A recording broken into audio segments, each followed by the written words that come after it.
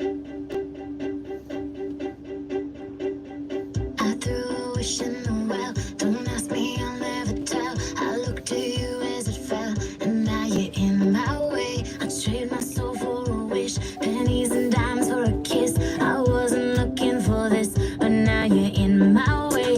Your stare was holding, red jeans, skin was showing. Hot night, wind was blowing. Where you think you're going, baby? Hey, I just met you. We are back here on Busted Open. It's City Salcedo. Mark Henry had to step away for a few minutes. He will be joining us in a few minutes, of course. But for now, I am going to go ahead and take some calls. So this is your chance to call in, get your thoughts on the bloodline, get your thoughts on just everything we've been talking about. Paul Heyman, Bronson Reed, Seth Rollins theory, all of that stuff. Our phone number is 877-344-4893. So let's get to it. We got some people here. Thank you so much to the nation and everybody calling in. I want to go ahead and kick things off with David from Harrisburg. David, you're on the line. What are your thoughts on what went down last night with the bloodline? David, are you there? All right, I think we lost. Oh, yay. Oh, hey, David. Yeah, we got you. Awesome. What were your thoughts on what went down with the bloodline last night? Well, thank you very much for having me. Love the show. And with the addition of Paul Heyman and the lost phone line, could we see maybe Brock Lesnar being brought back into the fold? And maybe not the Seth Rollins angle with Bronson and so forth. It's a big guy, Brock being a big guy, to offset Bronson being a big guy on there. And maybe because Brock lives out in the middle of nowhere, that's why the signal couldn't get there or whatever. Just wondered your thoughts there. Maybe He lives in Saskatchewan. I think Brock has been added back onto the WWE website. Could we see him coming back in and being a part of this storyline? Thank you so much for the call, David. So we definitely do know that, of course, Roman was calling Paul, and that's why the signal wasn't going through, because he did say, call the wise man. So we definitely know he was attempting at Paul Heyman. However, to answer your question about Brock, that's a difficult one, right? Because we're not just talking storyline here. If this was storyline, if there was none of the outside, important stuff that's going on outside with Vince McMahon and the Janelle Grant lawsuit and all of that, right? If that was non-existent, we would be sitting here going yeah, there's totally a possibility, Brock Lesnar, blah, blah, blah, right? We would be sitting here having a totally different conversation. However, because of all of the more serious stuff going on outside of storylines, the real life stuff, the situation with Vince and the lawsuit and, Brock being part of all of this, there really hasn't been much to really say where Brock Lesnar is at in terms of, okay, when is Brock coming back? The only thing we really have to go off of is Triple H has been asked about Brock times on press conferences, at least for sure twice, where I recall him saying, I think one of the last things that I recall Triple H saying was, it's really up to Brock. That was all that he said. It was up to Brock. He didn't make it seem like Brock was, axed out or anything. At least that's not what he alluded to. But he basically made it seem like it was on Brock's terms. Now, of course, we know that things can change, minute to minute stuff, and with the very, very serious, allegations and whatnot. So until we really know more, Brock Lesnar is a real big question mark where who knows what is going to happen. Obviously, there is a new regime with Triple H. There's a new regime with Endeavor. And Brock has, he had been working with Vince McMahon. Who knows what it's going to be like with him coming back and having, Triple H be making those creative decisions and all of that. So I feel like there's still a lot of question marks surrounding that. Of course, if none of this serious stuff was going on, then we would be here being like, oh yeah, maybe it could be Brock, whatever, right? But right now with all of that, it's really, really hard to answer that question. But thank you so much for asking, and that's just one where we're going to have to wait and see what goes on, and only time will really tell us what will happen there. But let's keep it going. We got Natalie from Virginia on the line. Natalie, you're on the line. What's going on? What are your thoughts on Paul Heyman, the bloodline, the entire situation? Hey, Denise, good morning. Here's my thought. Okay, so you couldn't get Paul Heyman on the line that you can. The last caller touched on Brock Lesnar. I kind of thought about that for a minute too, but you made some very good points about why Brock may not be called. The one other person that probably can reach Paul Heyman when no one else can, and you kill two birds with one stone, you call CM Punk. Punk can find him when nobody else can. And that can also solve your fifth man issue as well. Natalie, I actually love that idea, especially because it also ties into somebody else that we were talking about, right? We were also talking about Seth Rollins earlier, because once Bronson Reed joined the Solo Sikoa's bloodline, immediately you're like, okay, that means Seth Rollins is going to be the fifth member for the other side, right? Who is that person that we have been waiting for Seth to see, finally have this feud with? It's CM Punk. Exactly. Right. So now I'm looking at that and I'm going, okay, because even though we touched on, like, Natalie, like, we know we're going to see, or we're hoping rather that we're going to see Roman and Seth at some point. And again, we're also hoping to see that Seth Rollins, CM Punk stuff. So there's a lot that we can touch on here. Looking at that, Natalie, for you, are you more interested in pursuing a Seth and Roman first, or a Seth and Punk first, just given where we're at right now? What's most appealing to you? Given where we're at right now, I'm more fascinated for Seth and Punk, because Seth could come in and with the appearance of being, if something breaks out and they need an uneven number, Seth could come in with the appearance of, oh yeah, I'm going to help the OG bloodline, but he'd be the factor that screws the OG bloodline at War Games. So I want to see Punk and Seth first, because there is a lot of stuff that's under the currents that's been brewing with them for a while, and it kept getting preempted by injury. Either Punk was hurt or Seth was hurt. That needs to be resolved. I think we should be done with Bronson Reed and Seth, but I would want to see Seth and Punk first, because we can always come back to Seth and Roman, because Punk, you never know. He may be here today, gone tomorrow. So I'd rather see Seth and Punk first. Thank you so much, Natalie, for your call. And I also echo your exact same sentiments. I'm really, I was excited for Seth and CM Punk way back when we started this whole thing, right? And and obviously everyone remembers when CM Punk came back at Survivor Series last year.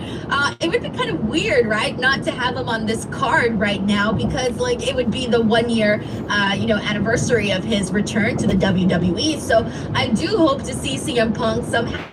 But it's kind of hard to say, because it almost feels like right now, it feels like we are going that Seth Rollins direction. But of course, the last time we did see CM Punk was after the Raw, after Bad Blood. And when he said he was going to basically be stepping away, we know he's working on a lot of, movie projects, and he's doing Hollywood business right now. But before he stepped out, before he left, he did have a mini eye-to-eye confrontation with Seth Rollins. So we do know, or at least we can assume or predict that when he does return, we're finally going to get into this whole Seth Rollins business and get that taken care of. So we'll see. Let's keep this going, though.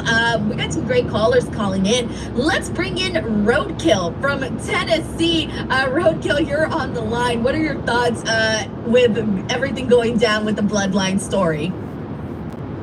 Okay, Denise. Mine's just a Paul Heyman storyline, So when Roman left, he decided to go out and start getting drunk. So that explains the shovel look, with the unshaven and everything like that. And he didn't pay his bills and everything like that. So, his phone got turned off because he didn't pay his bills. And now someone gets in touch with him and says, Roman's looking for him. And so now he comes back in, clean shaven and everything like that, and that pulls him back out of the bar. And as far as the fifth member, another Roman history, what if they pull Dean back from AEW? Oh, wow. All right. All right, Roadkill, I'll give you this. First of all, thank you so much That was for probably so at least mean. coming up with where or what Paul Heyman might be doing, right? We try to have a vision of what's going on there. But in regards to Jon Moxley, though, I can't see it happening. He seems very this seems like they've got some plans for him in store. He's obviously AEW World Champion too. He's got a whole new faction, Death Riders, that is really starting to really make their mark in AEW, right? It's only been a few weeks, of course, but they're starting to get that ball rolling over on that end. So given just everything and all of the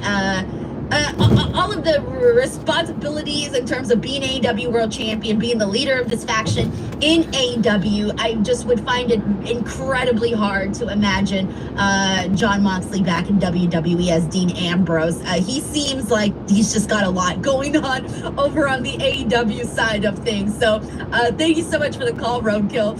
All right, let's keep it going. We got another caller from Sean from Scranton. Sean, you're on the line. What are your thoughts regarding Seth Rollins, OG Bloodline, all of that? Hey, good morning. Thanks for taking the call. Of course. I initially was like, a little bit, when they were teasing it Monday night with Seth, I was a little bit like, oh, here we go again. But the more I thought about it, I think this adds a fun layer to the story. If Seth does turn out to be the fifth member of the OG team, because they, I think Seth and Roman, I know the whole Shield thing over the years, they hit that a few times, but a couple of years, they've brought them together just enough to make you want a little bit more. Like the DQ finish at the Rumble when Seth and Roman wrestled, it was, they had that DQ and they never really came back to it. And then last year at Mania, the whole thing with Roman, hitting Seth with the chair instead of Cody, and, that could have cost him the title.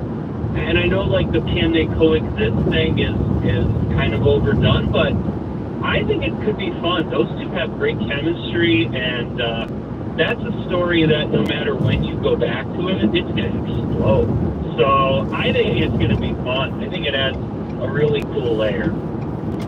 I agree with you, Sean, because I kind of said this earlier too, in terms of when Seth denied both of their requests, both teams' requests this past Monday on Raw.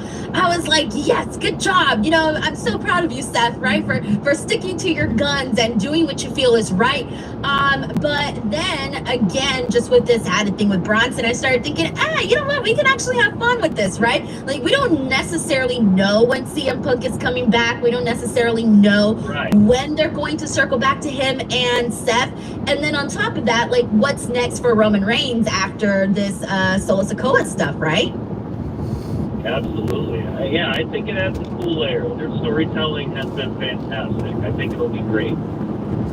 Awesome. Thank you so much for the call, Sean, and the enthusiasm for this story. I'm really excited about War Games. Obviously, we are, just, November 30th is when that's going down. So we are just, we're about 2 weeks away from that happening. So we'll see what they end up doing. But this has the potential to be in one of the best WWE War Games matches that we have seen, just given everybody who's a part of this, given the big stars in this. I think there's a lot of really good stuff that we can get into. But speaking of good stuff to get into, we're going to take a break, and when we return, we're going to go ahead and get into the Women's United States Championship Tournament. We finally have that bracket. We know who's a part of that. In fact, we've already had somebody advance in the tournament bracket, so we're going to go ahead and break that all down when we return here on Busted Open. Of course, we'll still be taking calls from the nation, so if you haven't already, dial 877-344-4893. We will be right back with more Busted Open here on Sirius XM.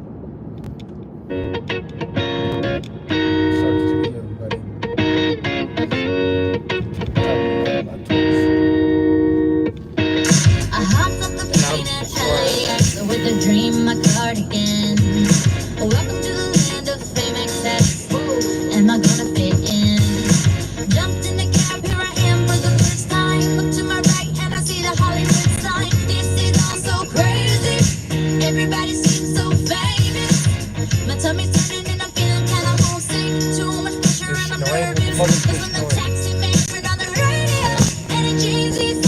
not Toronto. Get the fuck out of here. Get the fuck out of here. I'm ready. Fuck on. We are back here on Busted Open. It is definitely a party here right now. A party in Busted Open because we're finally joined once again by Mark Henry. Mark, welcome back to the show. Man, we've had a lot of fun conversations here, but we're about to get into the Women's United States Championship Tournament. Are you ready to get into that? I'm ready, but before we do, I didn't know you had your own song. You said you go to the airport, you at LAX, you got your own. That's Miley Cyrus. I thought that was your song. What do you mean you thought that was me? I mean, it sounded like Denise was talking. What? You think I sound like Miley Cyrus? I mean, I hope you're not offended. No, Miley Cyrus was my hero back in the day. High school Denise, I used to dress exactly like Miley Cyrus. I had my hair like Miley Cyrus when she had the brown hair. I used to dress exactly like her because I used to copy everything she did because I just loved Miley. Chaps. You didn't do the chaps, Miley Cyrus. No, I didn't do like bangers or I didn't do like the short blonde hair or like the first Miley. Okay. I did the more tame before Miley became like all like wild and stuff. You did the Disney Miley Cyrus. Yes, Disney Miley. I was all up on that because I had to get some confirmation because I saw her in some chaps. No, I never went through that phase. But you know what? I'm very excited now, Mark, that you think I sound like Miley Cyrus. Like now I'm gonna give up my whole broadcasting career and become a pop star. Come on, let's go. Remember those little people. Alrighty. Well, you know what? I may not have a chance at being a pop star now. It might be a little bit too late, but it's not too late to become the first ever Women's United States champion. Let's get into this because we got several women here who are competing. I really want to quickly run down this list and then get into our predictions here on who we think is going to be taking this, who we think the final four, who we think the final two, and the eventual winner will be. So first of all, I guess before we get to that, what they ended up doing, Mark, is instead of doing one person versus another person in a singles match, they're doing 4 triple threat matches to kick off the first round of this tournament. When you saw that initially, did you like it? Were you like, all right, cool, like let's do it this way? Or do you like more of the traditional 2-on-2-on-2, to get things going? I thought it was interesting as hell because you start a 3, a 2, a 1.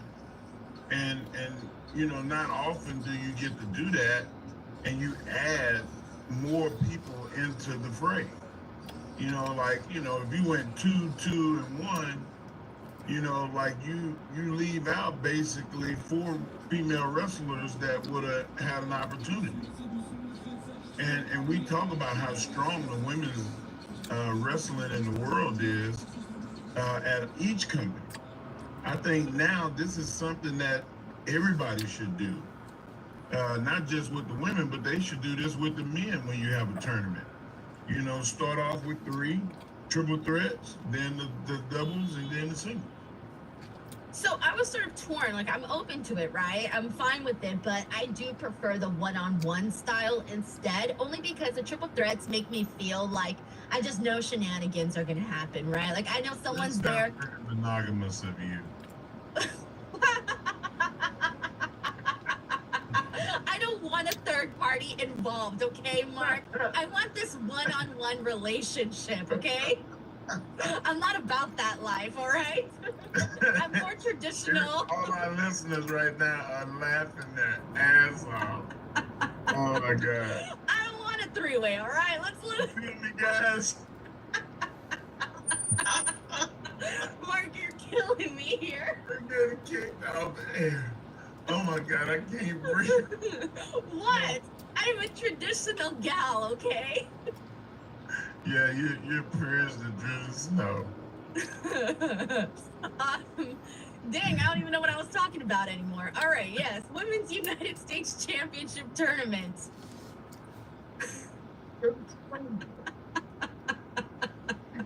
Oh man. Threads down to the single, then down to the double, then the single. Okay. All right. All right. Well, let's talk about the women that are involved. All right. So already we had one match over on the left side of the bracket. Bailey has advanced. She defeated Candice LeRae and BFAB.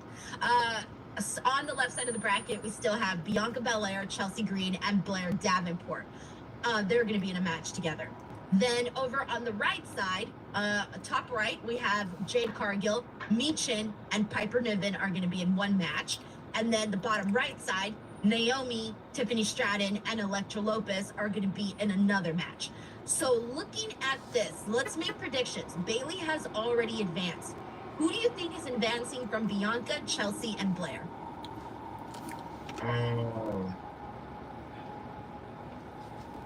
I would say Bianca. All right, good pick, but I'm going to go with Chelsea Green because she is definitely a favorite to win this tournament. And like I said earlier, because this is a triple threat, I think this leaves room for an opportunity to be stolen. For example, we've seen Chelsea Green do it in the past. Maybe we can see it happen again. Over on the top right, Jade, Michin, Piper. Who do you got? I'm gonna have to go with Jade. I'm gonna go with Piper Niven, and I'll explain why later. Bottom right, Naomi, Tiffany, or Elektra Lopez. I'm gonna go with Tiffany Stratton. Tiffany is like, you know, one of my favorites right now. Right. Work-wise, talk-wise, persona-wise, like she don't really have a weakness other than she's been matched up against bigger wrestlers, and she's used to working as the big girl, but she's kind of that thoroughbred size. She's the in-between size. So she's not the big girl, she's not the small girl, and now she needs to work like Triple H worked. She needs to work like Shawn Michaels worked and not play small, but play like closer to big and in between. That's interesting. Now, I was looking at this and I was first thinking Tiffany Stratton, but then I went to Naomi. But if you recall, Naomi has got a win over Tiffany Stratton on one of these weeks on SmackDown. I forgot what week, but I'm pretty sure that happened. Tiffany Stratton is your Money in the Bank briefcase holder. I feel like you don't want to eliminate her in the first round because she's a Money in the Bank briefcase holder. You want to put some respect on that, of course. So I'm going to agree with you on Tiffany Stratton. So the final two, Mark, my prediction for that, I had chosen Piper Niven because what if the finals is Chelsea Green versus Piper Niven? Ooh, that's pretty damn good. You know, where's Susumu? Susumu, crack your mic. I want to see who Susumu would like to see. All right, you already Who had would two like to stripes see, in. Susumu? I would love to see Bianca and Jade fight each other for to crown the first women's U.S. champion at Saturday night's main event. I would love to see that so much because You don't know. I feel like at some point, like it was great that they got the team together and hold the tag team championships, but I also feel like a breakup might be coming sooner rather than later because like Liv's already trying to split them, and the cracks are slowly showing, trying to create cracks between the two. And if you put those two together in a one-on-one for a top prize, like that's going to start showing some cracks there, you know? No, I don't want that. I don't want that. I'd rather see Tiffany Stratton go all the way across and meet Bailey. Bailey has done a really good job as of late, and and Tiffany Stratton, it's time for her to make it to the top. The only thing that I can see seeing Tiffany lose is to see Jade win, and then Jade and Bailey go head to head. And then once they go head to head, then Tiffany uses the briefcase to beat the winner and take the title. Okay, so you're saying the finals is going to be who? The finals would be Jade versus Bailey. Oh, with then afterwards Tiffany cashing in. And then Tiffany would cash in after she would take a loss. You think though that she would want to cash in for the United States Championship? Because, okay, let's say, and when would she cash in? Would she cash in after you said after the loss then, right? As soon as the loss is over, bang, there she goes. But then she'd be the second Women's United States Champion. Don't you want the prestige of being the first? Well, she would be technically the first, actually. No, because whoever wins in the finals would be the United States champion, would win, and then if she cashed in and defeated that person, then she would be the second. Well, that's true too. Wait, actually, can I add to that real quick? Because in some ways, like Tiffany, if we go by this, going through this route, what if she cashed in the middle of the match and then became the first UN? That's US what I champion? think she should do.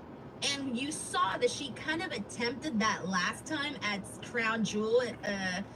When we were having Liv and Nia, she attempted, like she wanted to cash in during the actual matchup, but then she was attacked from behind by Raquel. So I do like your cash in idea, but for her to be the first though. Especially if there's a wounded duck, if Bailey is beat up from the other side of the bracket and goes into limping into the first, and then she's able to cash in on Jade.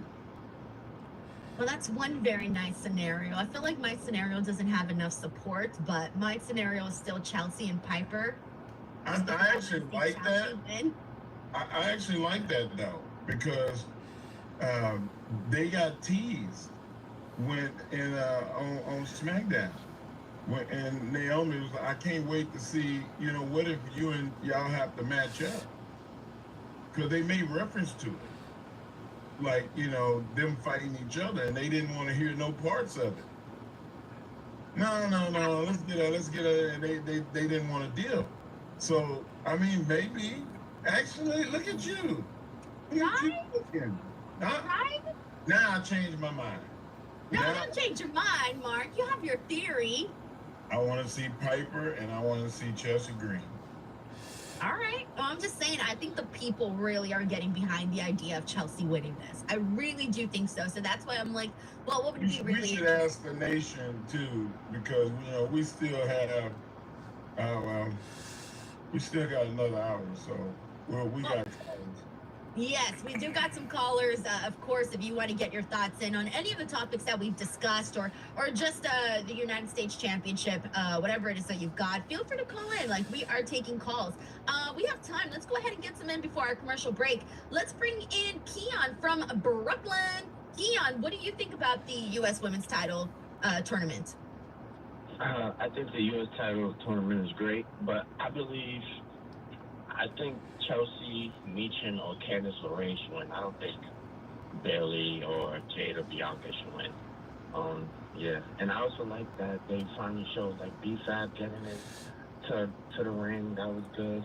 And we see Blair Davenport going to be in the match probably next week. But yeah, I believe either Chelsea Piper, Candice LeRae, or Meechin should win. So you want to see more of a newer face get an opportunity here? Yeah, I don't think. I'm not going to say that they don't deserve it, but I don't feel like they need the others need the title right now. Okay, like that's fair. Because she already got eliminated, but yeah, I know. Or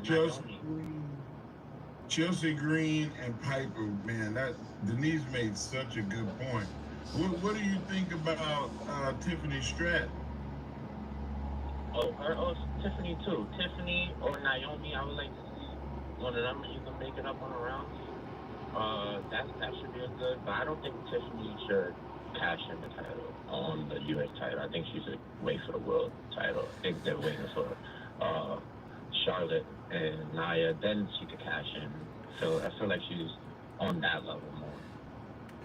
Okay. I agree with that. I like that because Tiffany Stratton has proven herself to be a top contender.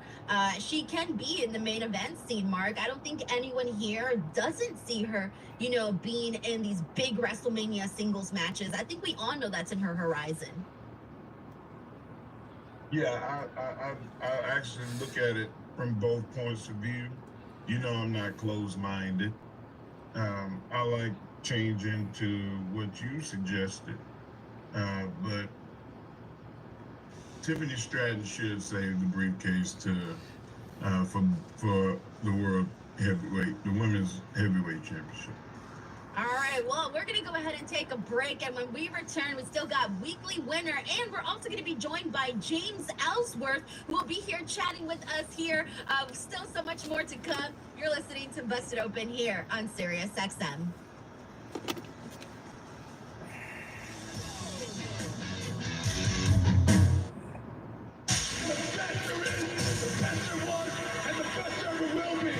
Sirius XM, Fight Nation, Channel 156.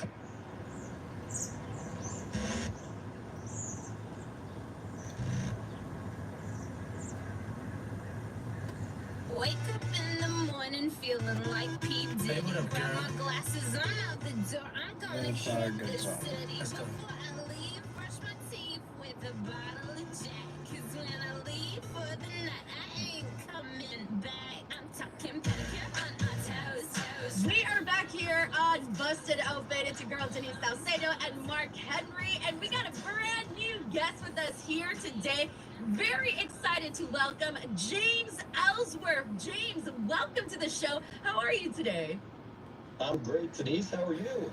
I'm feeling good. I'm excited. I was like, I can't wait to chat with you. This is our first time meeting, so I'm like, all right, let's go. It's going to be a good time. So, James, let's go ahead and kick it off, man. How are you? What have you been up to? Where are you at right now? I'm actually in Montgomery, Alabama. We have a show here at 1 o'clock today. So just, keeping very, very busy on the independents, running my own shows, plus, just wrestling other various indies, just hustling and keeping as busy as I possibly can. Hey, that's the best way to do it, huh? Just keep busy and do what you can, right? Talk to us about, you just mentioned right now, running your own shows and whatnot. Tell us about that. So, yeah, actually, I've been running shows even before I was in WWE, so since 2009. The promotion's called Adrenaline Championship Wrestling. Our website's acwtix.com. But yeah, I've been doing it for 15 years, and yeah, it's based out of Maryland. We just had a show last Friday in Hagerstown, Maryland, that JBL was a part of. He actually showed up and clotheslined me out of nowhere. You know how he's doing that thing? Yeah, he's showing up everywhere. Yeah, so he got me last week. So, you talk about having run your own shows now for, several years. I mean, at this point, it's second nature to you, right? Like, how does it evolve from, like, when you have your own thing, your own promotion, your own thing, how does it go from, like, where you first started to where you're right now? How would you describe that, like, evolution as someone that's putting these shows together? Oh, it's definitely a continuous learning process. Especially, when I first started in 2009, that was 15 years ago. I was 25 years old. I'm like, yeah, I can do this. I can run my own wrestling shows. And right away, you're like, whoa, this ain't easy. It's not easy at all. It gets easy. I mean, it gets easier because you live and you learn and you get experienced. But yeah, it's a very tough thing. I think being a wrestling promoter, I wrestle and I'm a wrestling promoter. So I always see both sides. It's a thankless job. It's a very hard job, but I love doing it. I love putting on shows and seeing people, that have wrestled for me 15 years ago that are on TV now. It is really cool, like that aspect of it. James, what's the hardest thing dealing with booking talent that you know? You have guys come in off the indies. You have guys that you've worked with at WWE and all other companies that you work for. What's the hardest aspect of bringing these guys in and having work for you? Well, I've had you a couple of times. I don't know if you remember. I'm easy. I'm easy to deal with. It's very easy to deal with. Like, and it just depends on the person, right? Like, everyone's different, man. Like, sometimes, like, most people that I deal with, especially former WWE guys, are very easy to deal with. It's no issue. It just depends on the person. I, getting the get there on time is always a big thing. Just right. Like if an autograph session starts at 6:30 and the guy shows up at 7:15, and that's that's a hard thing to deal with as far as there's fans lining up waiting for them, stuff like that. Okay. It's interesting too because you would think like, okay, everybody's gonna show up on time, but not everybody thinks the same way. I see Mark nodding his head. He's like, nope, absolutely not. Absolutely not. Like I always subscribe to the theory that if you 30 minutes early, then you're on time. If you show up at the time you're supposed to be, you're late. Yeah. Hey, I feel you on that. So James, you said you were, obviously, you're running your own shows, but you're also keeping busy on the indie scene. Talk to us about what the indie scene is looking like right now, because I know obviously, every state is different. Some states are thriving a little bit more than others, but what are you seeing out there? There's so many shows now. Like I first started in 2002, and I wrestled on the Indies 14 years before I got to WWE. Like I'm very familiar with the Indies, and like there's more shows now than ever, which is cool. Like there's places for everyone to go, for everyone to work, and there's a lot of like bigger indies now. When I first started, you had like ECWA was a big indie, CZW was a big indie, like. And then ROH was like the big indie back then, and that was really it. Like now you have so many, like the MLWs, the NWAs, the GCWs. Like there's so many indies like for people to go to that where there's a lot of talented people to work with. It's great to see. And with that being said, I have to ask you now is about the WWE ID program. Like this was we were talking about this, Mark. We had quite a few people on about it the last time we did the show. As a promoter and also as a wrestler, how do you see the WWE ID program, and what were your reactions to that? Yeah, see, I don't know much about it. Obviously, I see it, and I see people getting ID'd, and hopefully that helps. Like, I'm assuming it means like the people that are getting ID'd are the talent that WWE has their eye on, like their prospects, essentially, right? And that's good for them because now, like, they're going to be wrestling on these independents that probably get paid a little more because they have that ID. And, like I think it's going to be a good thing for like younger talent that, WWE does have their eye on that are talented. It's going to give them a little more, like, I don't want to say like respect on the indies where they're not going to be. Yes, exactly. And, it's very new, it's very fresh. I don't know much about it, but obviously I think it's going to be a good thing for the independents and the talented guys and girls on the independents that do have an opportunity to make it to the next level. It's going to be very good for them. James, last Saturday when we were talking about the ID program, one of the things that I thought would be an issue is dealing with people on the indies that are not going to be as professional as people that WWE cultivates or brings in from NXT. And there are some people that they got the can't get right syndrome, and you have to monitor them. Do you think that there'll be a problem with the WWE realizing that they're gonna have to like actually manage some of these people? Well, I would hope that if a talent gets a WWE ID, they would like look at that and wear that as a badge of honor and try to stay out of trouble and try to be respectful wherever they go. Doesn't matter if it's a top indie, a not so top indie, or whatever. Like I would hope they would wear that with pride and not do anything stupid. But like you just said, like, not everyone's going to do that. Be the boys. Right, and a lot of these people, a lot of these talent are younger, right, in their early 20s, and it's a hard thing. I would assume. Like when I got signed, I was 31, but like when you're younger like that and you get that idea, you might feel yourself a little bit, right? So and you might not want to do jobs on indies. That might be a thing. Oh, I can't do a job. I got an ID. Right? I'm saying, it's coming. I get what you're saying, 100%. So well, hopefully that is a part of talent's ears, like, helping them progress on how they act and everything as well. And people can't be as sensitive too. That was my thing. I brought this to the attention of somebody recently that you have to be sensitive to the people that you're talking to because the professionalism level is different. People that come from and WWE startup, they get it all the time. Hey, somebody will come. The office wants you to drop a few pounds. Like people on the indies might not take kindly to somebody saying, "Hey, man, you're a little heavy." Especially like you got to be sensitive with talking to the ladies about getting themselves in condition and that kind of thing. So you got to handle people with kid gloves. How do you protect yourself as a company from, getting sued by one of these people because they feel like, oh, they're discriminating against me because I'm a little, I'm 10 pounds overweight. Like it's gonna happen. I know it because the people are not as tough as what dealing with those big companies are. Right. Yeah, and it's, we live in an era where the sensitivity is at an all-time high. So, I think we lost you there, James.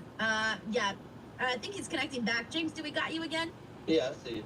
Oh, perfect. So you were talking about, you were just answering Mark's response right now. So if you want to press on from where you were at. Yeah, just like I said, we live in an era where the sensitivity is an all-time high, and I guess, yeah, Mark's right. Like, they're going to have to be careful with things like that. Like, you know, 20 years ago, you can go to a talent and be like, hey, we need you to drop 15 pounds, and that was what it was. No one's questioning it. Now, Mark's right. Like, you might get somebody that feels a certain way about being told that. So there's a Right, you're fine line. discriminating against me. Yeah, so there is a fine line there, and I don't know, Mark. You probably know better. I don't know how you handle that. I don't know. I don't play. Well, I think the number one, and I made some suggestions. Um, maybe I should like not so much just throw them out there to the wind, but I don't want to get in trouble myself because there's people that um, they get hypersensitive when you talk about business on like you could talk about structure, you could talk about what could be, but if it's something that's actually kind of factual, they don't want that information out there. Right, absolutely. It's a fine line now. You got to be very careful with what you say, what you do. I get what you're saying for sure. So, James, of course, I do want to touch on, you just mentioned, you were signed when you were 31 years old. You were with WWE for a couple of years. In that time period, and you reflect in that part of your life, how do you look back on your WWE career? Oh, very fondly. Like I loved it. I tell people it was the easiest job I've ever had because that's all I ever wanted to do. When I signed up for wrestling school in 2002, I was 4 days removed from high school. 4 days later, after I graduated, I signed up for wrestling school. I was 17 years old, and my whole goal was to make it to WWE. And when I was 17 and I signed up for wrestling school, I was 125 pounds, 5'8". Like, didn't really have much of a chance in people's eyes making it there, but that was always the goal. That was always my end game. And I loved it. I loved my time there. I loved, like, I had a lot of memorable moments that, people, if I'm in, like, a Walmart or a Target, will come up to me and, like, talk about it. And that's so cool of me. Like, I appreciated my time there. I appreciated the opportunity, and I always look back when I find it. I want to ask you because, like, for me, some of my favorite stuff is obviously, and I'm sure fans bringing this up to you all the time, was you and Carmella working together. That was so fun. How did that, when that first came up, what was that experience like? What was your relationship, friendship like already with Carmella at that point? And how did you guys establish that chemistry together? Well, when I was first there, it was like high and by when I first met her. Like, we wouldn't talk much. But then one day we were overseas. It was like November of 2016. And she came up to me. She's like, "Hey, do you know what they're doing with you after the AJ Styles Dean Ambrose storyline?" And I said, "I'm not sure. I don't ask questions." I said, "I'm just going with the flow here." She goes, "Well, I have this idea of you being with me and you helping me win matches, and I'm just kind of using you." She's like, "Would that be something you would be interested in? If so, I'll go pitch it."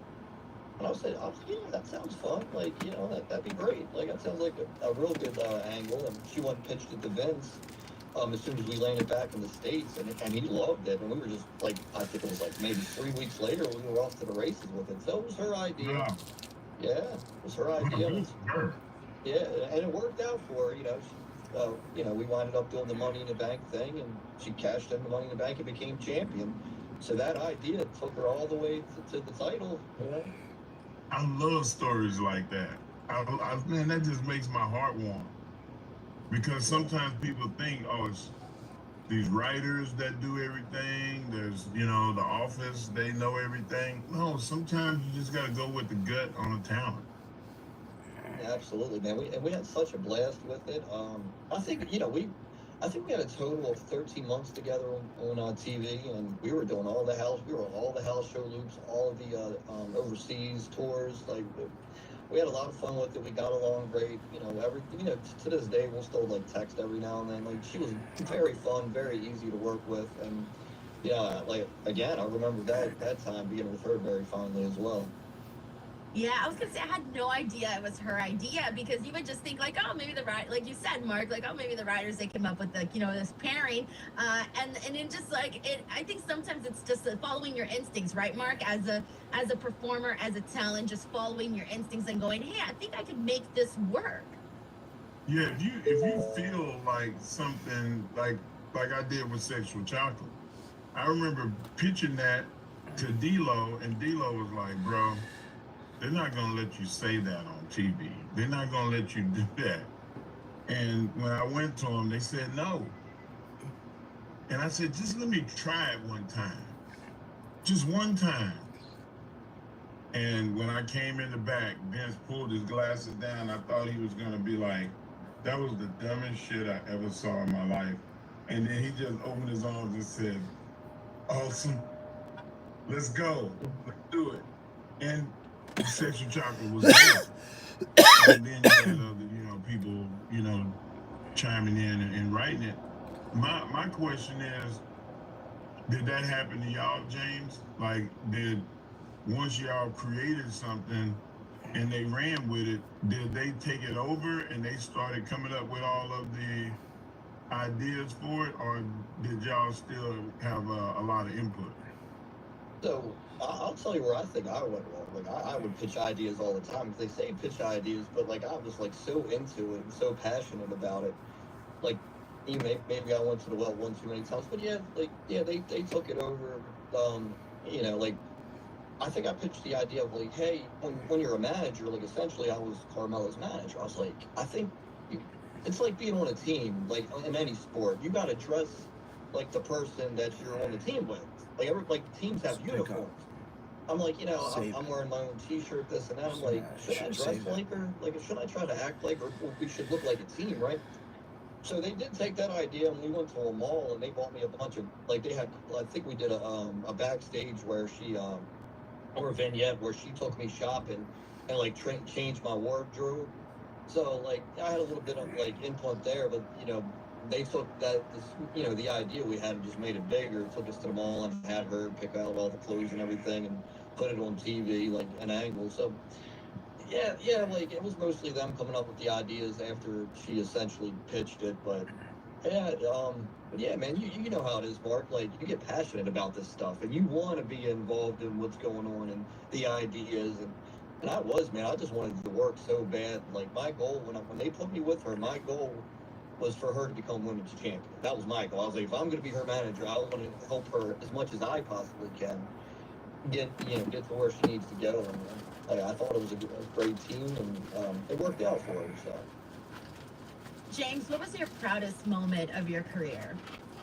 So, people that's a great question. When people ask me that, they may think I'm going to say WrestleMania or like being in the Royal Rumble. But man, like the match that got me hired, the match I did with Strowman when I did my enhancement talent match, and this is a great story. Back in those days, I don't know how they do it now. Like when you're an enhancement talent, you're not allowed to walk down the ramp and into the ring. And there's a reason I'm saying this. You're supposed to like walk around into the ring, like the ramps for the superstars. So I like forgot, and I walked down the ramp and got in the ring, and the referee was like, "You weren't supposed to walk down the ramp." And this is before Strowman's about to kill me, and so we do the match. I do the promo, and I said the anime with two hands has a fighting chance line. And I get to the back, and Arn Anderson was the agent for the match. He goes, "Hey man, Vince wants to see you." And I thought, "Oh my God, Vince is going to yell at me for walking down the ramp, and I'm never going to be allowed here again. Like I'm about to get screamed at by Vince McMahon for walking down the ramp." So I go see Vince. He said, "Hey, come here. Your facial expressions were great. Your selling was great, and I loved your verbiage." He said, "I'm most likely going to hire you. I'll be in touch." And then he just put his headset back on. I'm like, Oh my God. So What that, the heck yeah, just happened? that was my I proudest got moment. goosebumps. I That- know. I love that. That was my proudest moment. And 6 weeks later, he called me. He said, Yellow. "Hey, You should have changed it. we got ideas for you. We're bringing you back." And he kept his word. He hired me. And I'm getting goosebumps thinking about it. That is still after everything I did after that. That was still my proudest moment. I had a 90-second job to Braun Strowman. I had 90 seconds. That was a 90-second match, and that turned into everything after that. So I'll always be more proud of that match than anything I'll ever do in my career, for sure. That's amazing. It's incredible because like 1 second you're like scared shitless, like, oh my God, I'm about to I really fucked up, like I'm about to get in trouble, and then to get this like magical moment of like, no, we're gonna probably hire you, like that's insane. It's so amazing. No, I get why that's 100% your proudest moment, because you maximize the time you had. Mark, how many times do people talk about whether you got 30 seconds, a minute, 2 minutes, you maximize the TV time that you got. And it's Switch it. It's not just maximizing the time that you have, but beauty is in the eye of the beholder. And for Vince to be able to see something, even if it's something that you can pick on, even if it's something that people are gonna like the Miz has a smug look that you just hate it. When I see that look, I just want to punch him in the face. Punchable face, they call it. Why would you not hire that guy? Because he's going to evoke an emotion from somebody. It was the same way with James. Like, there's nobody that looks like James. He was an anomaly. He was different. So when he did something and he used all the antics, I remember seeing a cutout of your face, James, and you were like this. And man, I saw thousands of those things. Like, so I knew if the fans got hooked on to something, that it was gonna be good. Oh. So like that's just the nature of pro wrestling. Like we don't always pick. The crowd picks. That's so awesome. Well said, Mark. James, I really want to thank you for taking the time to come out here and chat with us and share these stories. Before you go, please let the people know, because I know you're going to be at WrestleCade. Please let the people know what you're anything you want to promote, shows you got coming up, you're signing at WrestleCade, of course, social media, all of that. Yeah, I'll be at WrestleCade next, like you said, in 2 weeks in Winston-Salem, North Carolina. It's always fun every year. And I'll like see I said, you out there. Oh yeah, I'll see you, Mark. I always love seeing Mark. Mark's always been super cool to me. Hopefully they sit us next to each other. They put your table by my table. Oh yeah, well, I'll definitely come say hi and all that. Like I said, I run my own shows, Adrenaline Championship Wrestling. Go to acwtix.com. We also have our sister company. Look at this name. When we run all women's shows, they're called FIRE. The FIRE stands for Female In-Ring Entertainment, FIRE.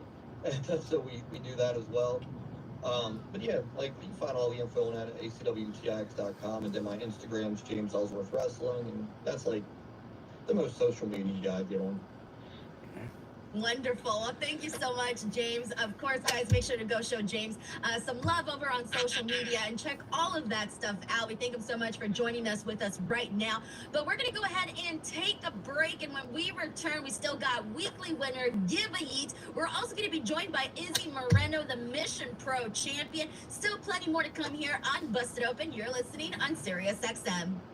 Saturdays are the best day to relax and reflect. That's easy. After a jam-packed week of wrestling, the Busted Open crew want to tell you which moment this week grabbed their hearts the most. Yeah. And the one segment that grinded their gears. No years. Right now on Busted Open, we are going to give a yeet. That there is a heaven and there is a hell. There is heat and no heat. We are back here on Busted Open. It's Denise Salcedo, and I believe Mark stepped away for just a second, so we'll see if he makes it in time to give back a Give a Yeet. But it's time for our Give a Yeet segment. Of course, we still got weekly winner incoming, and we're also going to be joined by Izzy Moreno in just a bit. So there's a lot happening here on today's show. But it's time to give a Yeet, so let's do it. I guess I'll go ahead and start here. Oh boy, I guess I figured I'll start with my no yeet of the week. This is always one where I'm like, I don't know which direction I should go in. We'll see what I can figure out. But for this particular one, I'm going to have to go over on the Raw side of things. And I've decided that my no yeet, what is just pretty much the story between The Miz and Final Testament and the Wyatt Six. This for me is my no yeet, only because it's one of the things that I'm just not really big on. Like, I haven't really been feeling this story. I didn't really like the whole angle that they did the week before either, where they did the whole Miz being kidnapped. It was just so silly. So this is just not meeting the things that I'm personally interested in, the kind of stories I'm interested in. And then also in regards to what unfolded on Raw, I kind of hated how it was just like one chair shot from The Miz to the back of Wyatt Six, and it was just like so quick. I wasn't necessarily too in love with how they executed it. Mark, are you back? I'm back with a vengeance. Okay, perfect. I was like, where'd Mark go? You disappeared right before my eyes. I just gave my no yeet, and it was The Miz and the Final Testament, and Wyatt Six from Raw was my no yeet. What's your no yeet of the week? You know what? I think that my no yeet was Ludwig Kaiser getting in the way of Damian Priest and Gunther, when Gunther wanted to handle it his own. And it's always one. There's either an instigator or there's somebody that's minding business that don't belong to them. And that just stuff, those two things I just can't stand. They both equally irk me, and yeah, that's my no yeet. See, I didn't hate that. I didn't hate that because it kind of like, I'm waiting to see Ludwig Kaiser and Gunther at some point. So Gunther sort of getting irritated and annoyed by Ludwig Kaiser made me go like, ooh, yeah, like we're inching closer and closer to that eventually happening. So I didn't necessarily hate it, but I get your point though. All right, so time for Yeet of the Week. Mark, do you want to take the floor first? I think my yeet of the week was the reaction from the crowd gets my yeet of the week, and that's in response to Roman Reigns trying to call Paul Heyman and not being able to get a hold of him, and how when he said, "I'm going to call the wise man," the crowd was just like, yes! God, they just overly just went at it. And when it didn't happen, it was like the most abrupt, hit the brakes moment that I've heard in a long time. So Roman Reigns was a catalyst for it. Paul Heyman was a catalyst for it. But it was the crowd that gets my yeet of the week. Yeet. Yeet. Nice. Nice. All right.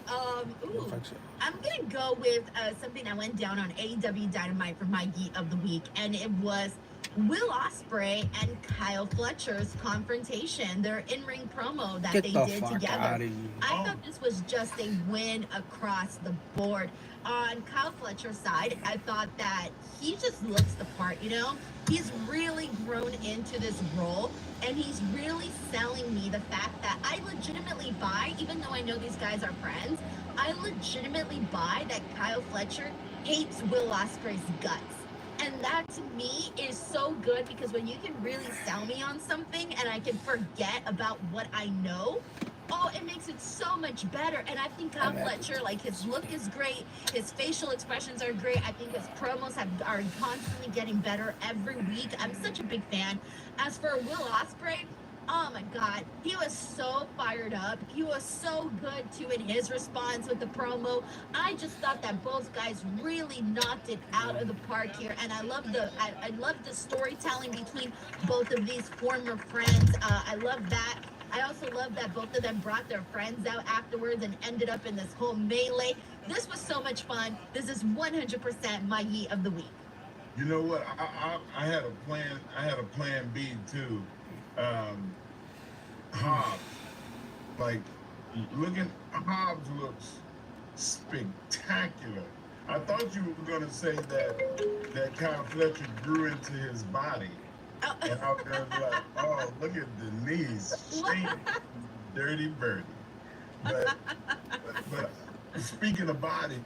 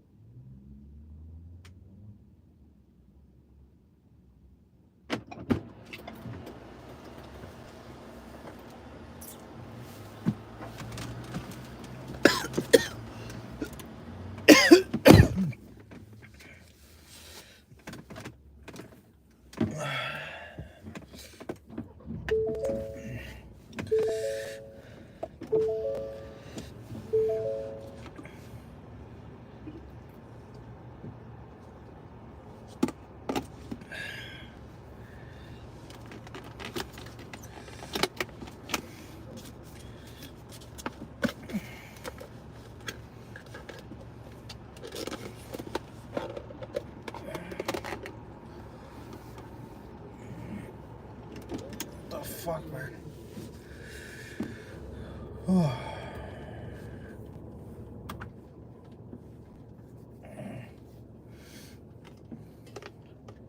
Starting to rain.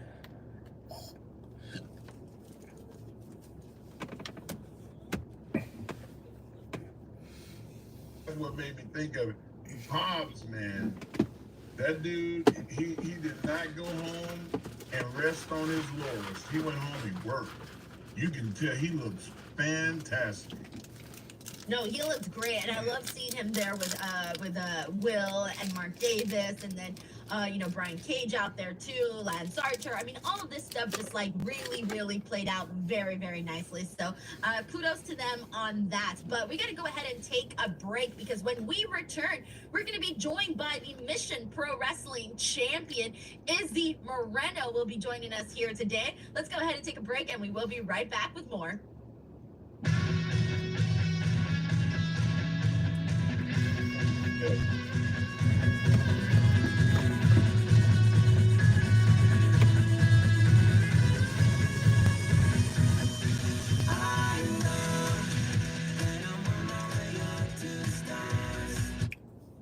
I love the idea that someone like Ariana Grande is going to have a political opinion about this. Like, people are actually going to go to her and say, what is her take on this? I wonder, who cares? You're a fucking singer. As if it matters what you think about politics. As if it matters. Come give me something I can feel. Home sweet home.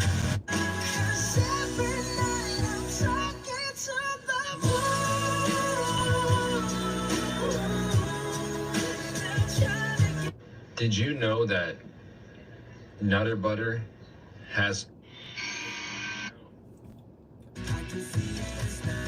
We are back here on Busted Open. You're listening on Sirius XM. It's Denise Salcedo and Mark Henry. And it is fucking crazy. Go there and check it out. And come back here. And let me know if you're okay. Did you know that Nutter Butter has a TikTok account?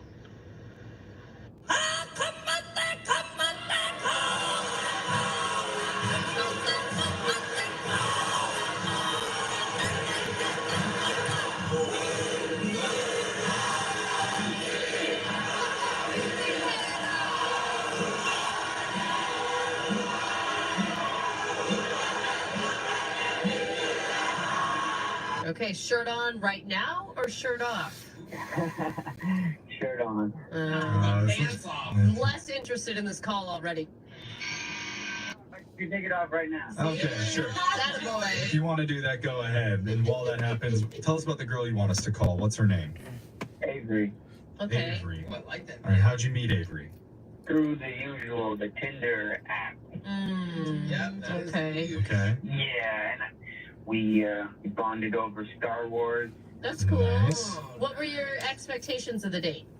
I usually don't really have too many expectations. I just want to get to know the girl and just get to chat with her.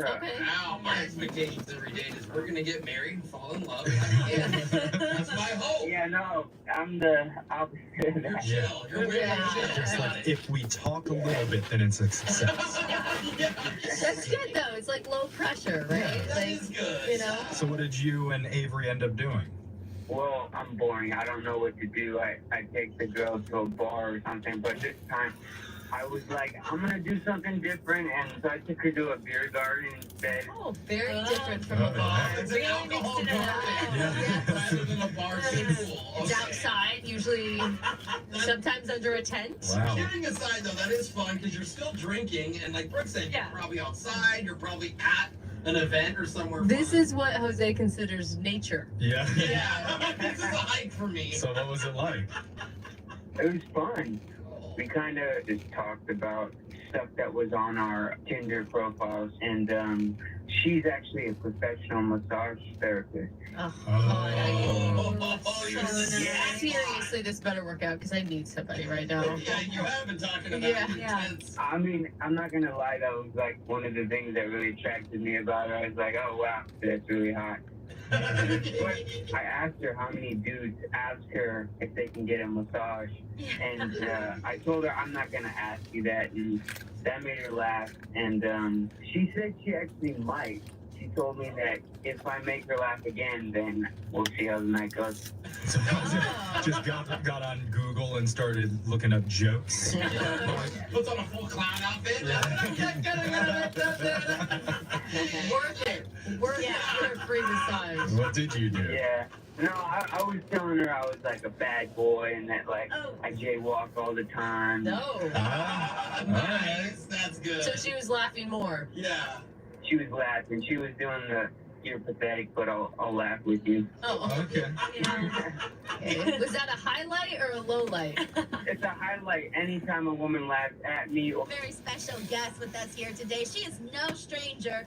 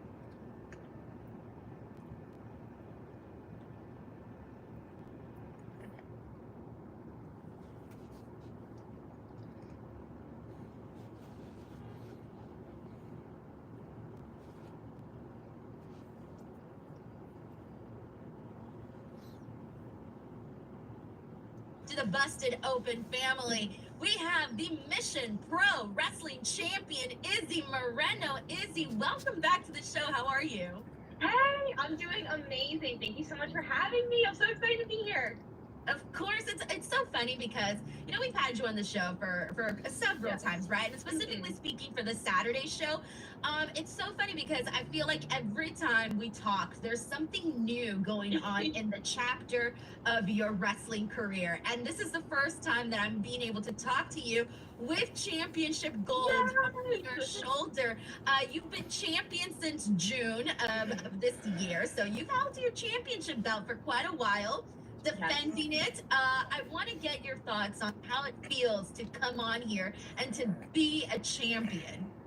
Well, it's been so much fun because literally, I'll never forget the first time I called into Busted Open. I don't remember how old I was, but I was just this little girl giving my takes on like Friday Night SmackDown and Raw and NXT. And then it just kind of turned into like this really awesome bond between me and the show. And, you know, I feel like you guys have been such a huge part of my journey. Like, I feel like I've gotten a lot of more fan reactions, like interactions, like, oh, I've heard you on Busted Open, which is like literally just made my day all the time. So the part that you guys have like literally have seen me growing up, and now I'm a champ on the show, and I get to kind of share with you guys like all the exciting milestones in my life. It means a lot to me. Izzy, you were 14. Was I? You were 14. Jacob was mad because he couldn't come on the show. And I said, well, you're not a wrestler. And he was like, oh, okay. And that's when your 14 conversation came out. And he was like, I'm going to do it. I said, all right, man. I believe you. So you were 14 when you came on with me and Dave and Uncle Bullet. Man, that's so wild. And I feel like it's been like years ago. And like, I remember one of my favorite memories ever was when Jonathan Coachman was on the show, and I gave this like take about Brock Lesnar, I think for SummerSlam, and he like paused, he like interrupted me, and he's like, "Young lady, how old are you?" And I replied, and he was like, "Wow." He was like, "You have such amazing insight." And I remember like that like means so much to me. So like Busted Open has played such a huge role in my life. Like I don't think anybody understands how important you guys are for me. That's so awesome, Izzy. I'm telling you, like, it's so cool to see you just like continue to grow and make Thank your you. dreams come true because, like, I'm sure you see it. I've seen you interact with your fans, but like, you're helping encourage people, like, especially kids your age or younger that see you like doing this stuff and they're like, wait, it is possible. I want to do this, wild thing, whatever it is someone's dream is. It's like, I can do that. Like, and that's something that's very, important. So, I want to start off by saying, now that you've come this far, like from the last time we spoke was a couple months ago, how do you feel being a champion has sort of changed you or just enhanced you as a wrestler, as a performer? Yeah, it's changed me a lot, but in some ways it hasn't because I kind of always have been like the person like don't let the moment be bigger than who you are. And so, when I kind of found out I was becoming champion, I was like so excited because was going to be my first official championship. And then I was like, you know what?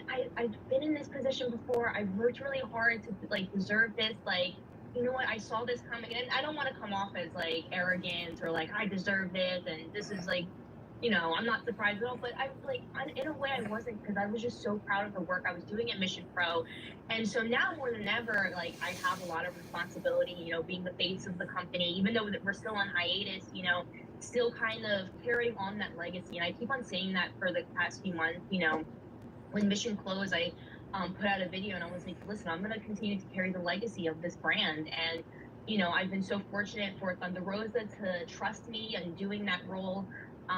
Being able to defend this title monthly at my pro wrestling school has been such a fun time. And then also, being able to take this title all the way to North Carolina for WrestleCade weekend. I'm going to be defending this Sunday, December 1st against Carolina Cruz, which we're definitely have to talk about a little bit more in a little bit. But yeah, it's been really fun. I take great pride in this. It's just kind of not like this is just kind of like an accessory for me. No, this is my title, and I really want to make sure like, oh, she's a champion. When you look at me, you're like, oh, she's the champ, and for a good reason. What do you want to come? How do you want to come across to the fans? Like we always talked about, the good and the bad, but like it's not always a good and a bad situation. How do you want to come across to the fans as somebody? You just said somebody that's serious, but like, what impression do you want to leave? I think for me, really, and this is gonna kind of sound a little bit weird. I think I want to show that I'm one of them. I came up as a fan. A lot of people know me as my days sitting front row, little girl with a side ponytail, all that. And I just, that's who Izzy Moreno is. She's her biggest fan. And that's what I want the fans. I want the fans to connect to me on a level where they feel like they are a part of my story, and I'm kind of, almost in a way that they're able to live vicariously through me. I know that sounds a little bit weird, but literally, like, I'm the one, going out, and I'm the fan that became a wrestler, and now I'm a champ, and I'm able to show them that you can go from fan to pro wrestler. That's really what I've been trying to do, and I've been able to really see that just through the fan interactions I have with my BFFs, as I call them. And it's really has meant a lot to me. I've had like the dads come up to me and like, hey, my daughter watches wrestling because of you. Like I showed her one of your matches, and now she's really into it and she's considering doing it. Like all of that just means so much to me. And, I keep on getting messages like, hey, I want to, young girls like, hey, I'm thinking about training soon. Like, how did you do it? How did you go about it? Like the fact that I'm that kind of like that person that people go to for that kind of stuff, it really does mean a lot because sometimes when I was younger, I wish I kind of had that. Now I feel like I really have that people like Thunder Rosa.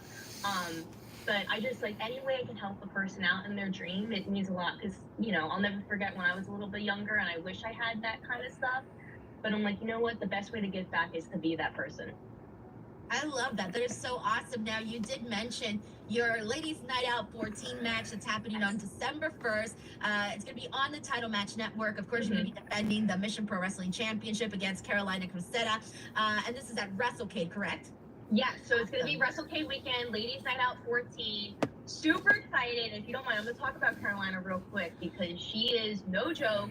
She's a former college rugby player and a former NXT Next Gen recruit. Basically, she's been where I want to be very soon.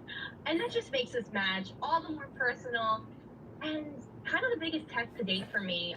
The way I'm looking at this match and basically my mindset going into it is that if I want to get to the next level, and I think people know what I mean by that, I'm going to have to beat next level talent like Carolina Cruz. So I'm very excited.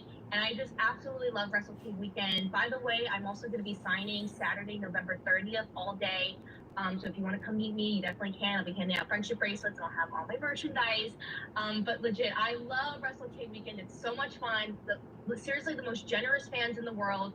I cannot wait to see them. So make sure you tune in, Title Match Network, or you can get your tickets at WrestleCade.com. That is awesome, Izzy. I do have one more question for you. Yes. WWE ID. I'm sure that's something that you're maybe hoping for, possibly. I don't know. What was your reaction to that? Oh man, listen, the ID program is like a dream come true for any independent wrestler, and I think it's really awesome that this has opened up the doors for, that indie wrestling streamlined to WWE, because, I know how important that is to NXT and WWE. I'm actually, I know what people are asking. I'm actually not eligible for it yet. I have to be 18. I turn 18 May 1st, 2025, so we're almost there. But that's why, at least for me, my birthday feels right around the corner, but I've been super meticulous with my next steps in my career. I have an amazing team around me, especially I've been super specific with my bookings, but most importantly, my training, going to different pro wrestling coaches, having amazing personal trainers outside the ring. Basically, I'm just trying to be so good that they can't deny me when I turn 18. Because this has been like 10 years in the making. This has been like 10 years in the making, and I not only want to prove myself right, but I also want to prove everybody that's been a part of my journey right. So, the ID program is awesome. I've seen all the amazing talent they've been signing to it. I just can't wait for 2025 because it's going to be a really exciting year, and the year that Izzy turns 18, finally. I was gonna say, you gotta do a countdown and everything. Oh, girl, you understand. Blast it, all of it. All of it. Yes. That's definitely something exciting to look forward to in 2025, and I can't wait to see what you continue to do, Izzy. I'm pretty sure who knows, maybe the next time you're here, we're talking about that WWID thing, or who knows what we're gonna be talking about then. That would be awesome. Yeah, for real. Izzy, please let the people know where they can follow you and support you, and of course, anything that you got coming up aside from, or on top of WrestleCade, of course. You can follow me on, it's now called X, or formerly Twitter. You can follow me on X and Instagram. Across the board, it is IzzyMania, ITSIZZYMANIA. Once again, I'm going to be at WrestleCade Saturday, November 30th, so make sure you stop by. You can get your tickets for that on WrestleCade.com. And then I'll be in action on Sunday, December 1st at Ladies Night Out 14. Also get your tickets on WrestleCade.com. Thank you guys so much for having me on. This was such an amazing conversation. Absolutely love being on the show. And thanks for letting me hang out with you guys. I'll see you at WrestleCon. Yes, I will see you there. I'm so excited.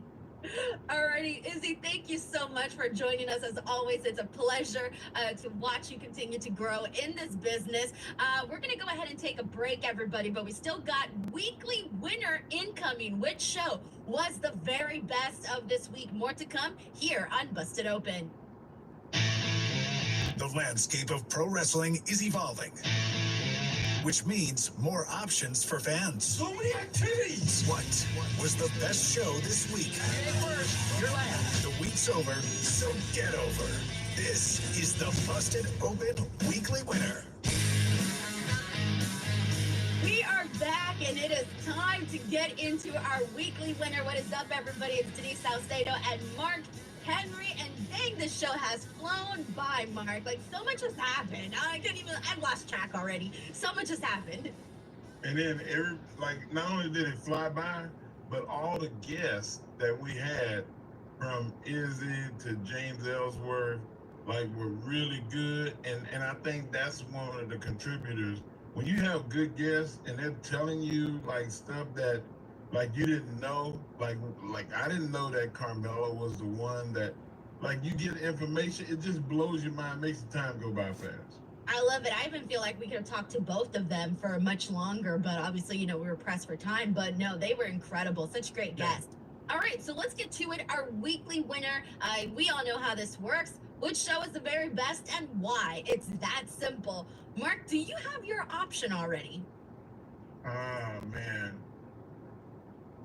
I may have to pull a coin out and flip a coin because I thought Raw was good this week, and I also thought that SmackDown was good with the things that happened, the people coming back, and how things turned out. The way that they ended the show on Monday was pretty damn special, and I felt like I had like a dog in the fight. Yeah, of course. Having Bianca and Jade out there, and it'd be a main event. I thought that was sick. And like I said, like I thought the interaction between Priest and Gunther was like really, really good, and Gunther showed his range. Like we always see Gunther being the monster, the general. I'm in control.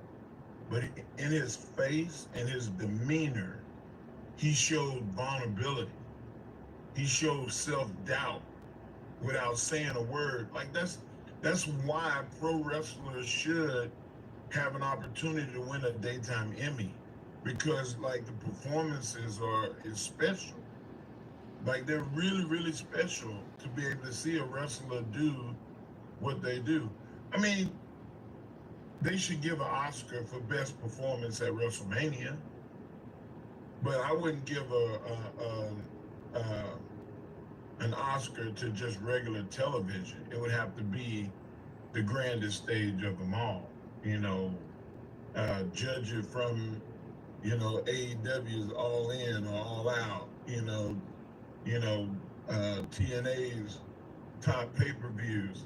Like that would be my standard. If I had my wish, I would like to see an Oscar be given every year to the best wrestling performance of the year. Like it would just be a hell of a thing, and Hollywood will never do it, but that's just a wish. But nonetheless, watching Gunther, like I'm gonna have to go with Monday night, and I also didn't like the fact that there was interference. Like you have something going on as good as that was, and you have Ludwig Kaiser come in and screw it up. I wanted to jump through the TV and drop kick his ass. I guess that's working, right? He's supposed to be it worked. It worked. So I got to give it to Monday night. All right, Monday Night Raw gets your pick. Nice. I'm gonna go with a show that I haven't gone with in a while because I finally felt like there was some steam again on this show, and that is AEW Dynamite. It's been a while, but I really thought that they put a lot of effort into this week's show, and a lot of the storylines felt like they were moving forward. For me, I mentioned that my Yeet of the Week was the Will Ospreay Kyle Fletcher segment. I loved that back and forth, so obviously that was a big reason as to why I chose this show. I'm obsessed with this story. It's one of my favorite stories that they have on Dynamite right now. Just seeing Will Ospreay is at the top of his game when it comes to the in-ring work, and seeing Kyle Fletcher, start to become like a star in his own right. Like all of that is very, very exciting to me. I also like that AEW, everything sort of tied into the next thing, so it was very, very smooth. I was so happy that Konosuke Takeshita did not lose to Adam Cole, which was my concern last week. So I was very happy to see Takeshita get the win.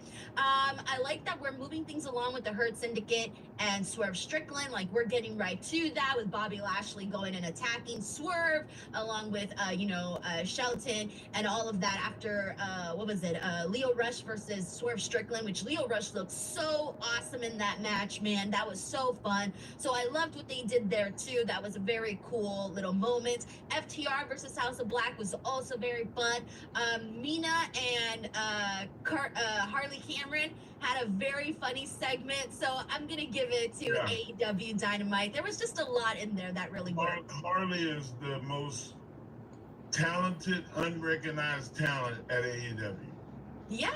She can sing, she can dance, she can rap, she can play instruments. She's a good actress. She's got a great sense of humor.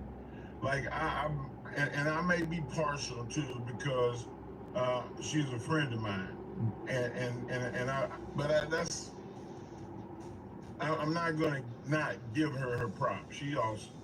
Yeah, I think the fans are recognizing that because they've been putting her over a lot more. So there you guys have it. That was our show. I hope you guys had an awesome time with Mark and I this Saturday. Of course, do not forget to join us tomorrow. Sunday, Jonathan Hood and Justin LaBar will be on. Thank you, everybody. Have a wonderful weekend, and we'll catch you all on the next one. This is Busted Open. Business is about to pick up. Your only destination for daily pro wrestling talk in the entire world. MJF has been busted open. From the independent scene to the main event of WrestleMania. Austin 316 says I just whipped your ass. No one covers pro wrestling like Busted Open. What do we want to talk about? Hot topics, breaking news, and interviews with some of the biggest names in the game. Busted Open, one of the biggest shows on earth right now. A show designed for the fan, by the fan. Old school. The irresistible force meeting the immovable object. Meets new school. Acknowledge me. Busted Open. Hulk Hogan has betrayed WCW. Live now. Oh my God!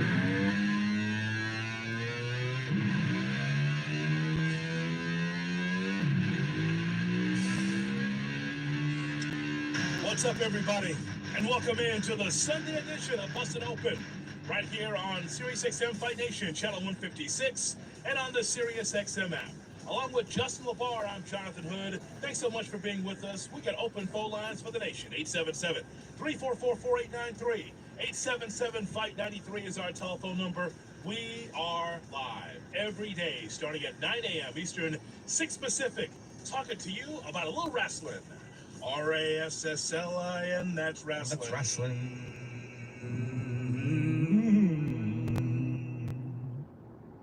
Good morning to you, sir. How are you? Oh, that was a clean out. That was really good, really good. Hey there, hi there, ho there. How are you, Jonathan Hood? I'm feeling great. I'm great. We have got so much to talk about within the framework of our 3 hours here on Busted Open. Don't forget to find us on X, on Twitter, at Justin LaBar, at GKW_wrestling, at Busted Open Radio as well. So let's start off first and talk about SmackDown. We got some AEW we're going to talk about as well, but we want to talk about SmackDown only in this regard. Let's talk about someone who's not talked about enough. And that is the WWE Undisputed Champion, Cody Rhodes. You say, well, on Busted Open, there's conversation about Cody Rhodes, but it's not as much as the bloodline, and we'll explain that as we move forward. But let's talk about the guy. Let's talk about QB1. Let's talk about the man in WWE who calls out Kevin Owens. It starts SmackDown in Milwaukee, Wisconsin. And Owens there, and he wants to be able to go out and confront Cody Rhodes, but Nick Aldis, the finely dressed Nick Aldis with the tie exactly where it needs to be, and the vest and the jacket. He doesn't get warm. Anyway, he's out there adjusted, and he says, no, we sent Owens home. He'll show up in Salt Lake City. So here's the thing. Cody Rhodes is the one calling out Kevin Owens. And I'm just wondering from you whether or not you feel like Kevin Owens is justified for what he did to Randy Orton and what he's doing to Cody Rhodes, because Kevin Owens lays out his case, but Cody Rhodes feels like he's been shunned and that Kevin Owens is wrong. So what do you think? Like, if I asked you with this matchup, who's right, who's wrong, isn't Kevin Owens justified? Because I think that he is. Well, when you hear his promos, he makes a hell of a case. You know, he's not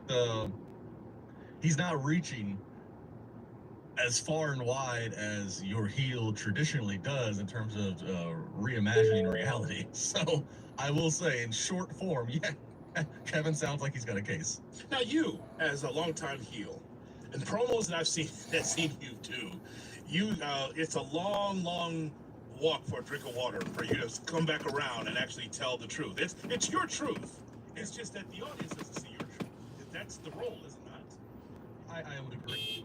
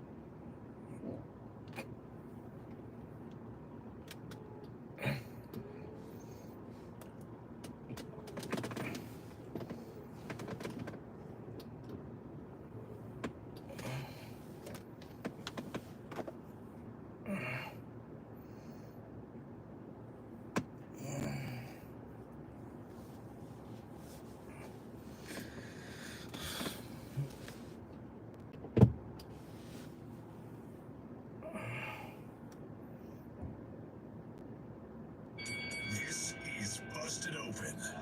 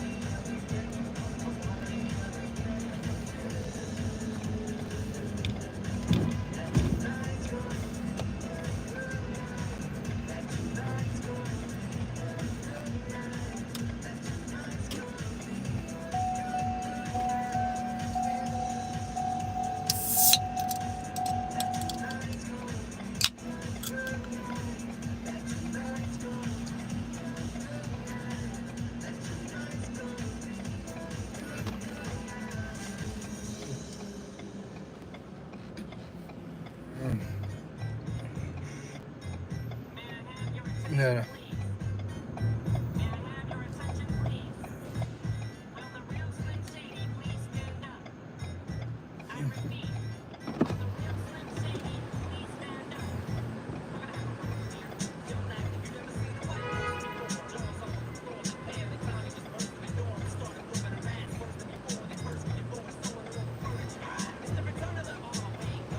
Hi. Oh. I'm from Ottawa? Yeah. Hi. No luggage? Huh? No luggage? Yeah. Yeah.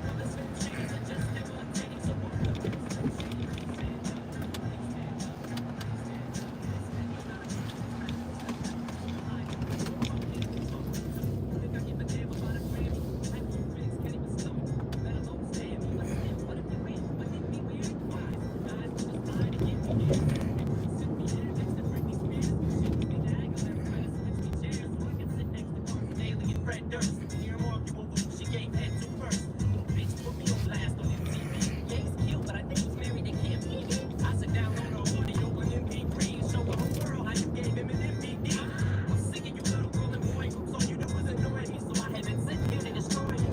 And there's a million of us just like me, plus like me, just don't give a fuck like me, less like me, walk, talk, and act like me, just might be the next best thing, not quite me. I'm Slim Shady, inside the real city, all you wanna Slim Shadys are just never titty, so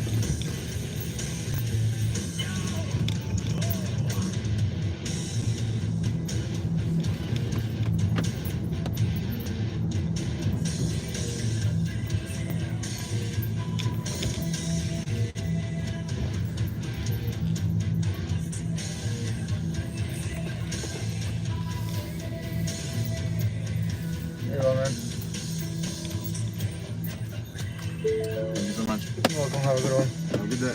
You too.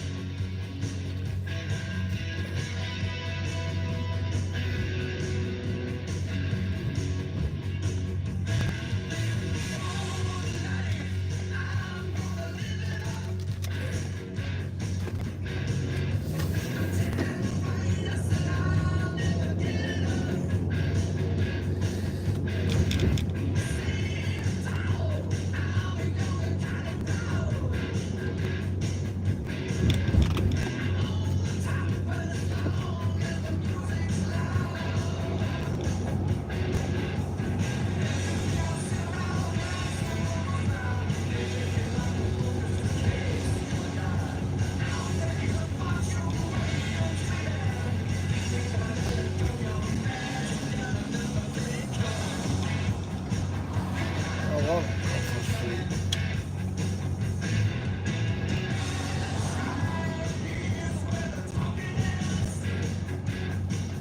I'm not hungry. I'm just very tired. I honestly just want to go home and just